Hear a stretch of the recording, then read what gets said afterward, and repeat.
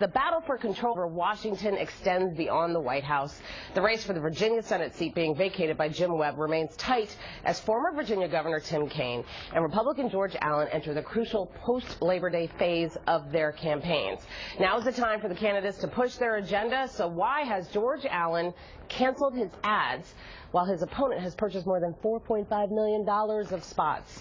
David Catanese is the political reporter for Politico and joins us now with more on this. Thanks so much for joining us. Yeah, good to be with you. Yeah, well, so let's start with the headline then. George Allen scrapping the ads. What's up with that? Yeah, well, this is all about money, obviously, and we are now into the last 8-9 weeks of the campaign. Both campaigns have to marshal their resources, and George Allen has a fundraising deficit. Every quarter of the year, he's raised less money than Tim Kaine, so he's always been behind.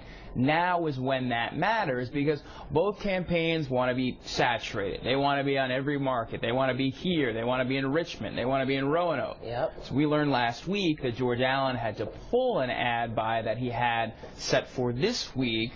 In Roanoke? Yeah, supposed to run Roanoke, Norfolk. Roanoke, Norfolk, and Richmond. Okay. Basically because he doesn't have the money to and wants to save it for a little later. Now, his campaign says, look, the fall premieres start a little later. We want to maximize our viewership. But, you know, Tim Kaine has been on the air since late August.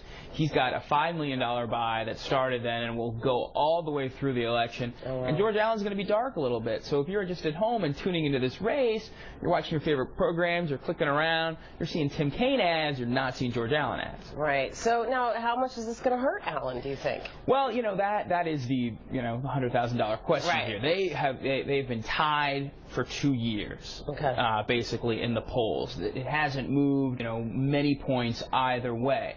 But this is when sort of the voters that aren't consumed with this stuff all day long tune in. And there's only about, they're fighting over maybe 5% of the vote here. And that could determine the race. Right. And remember, in 2006, Jim Webb only won this seat by 9,000 votes. Oh, wow, yeah, so the Allen and Kaine campaigns are preparing for just as close of an outcome here. So, you know, 9,000 people that are watching these, I think, you know, when you're not up for a couple weeks, that does matter. It'll be interesting to see if we see a poll that comes out in mid-September that sort of captures when George Allen wasn't on the air to see if it did hurt him. That's when we'll know. I think this race truly highlights that.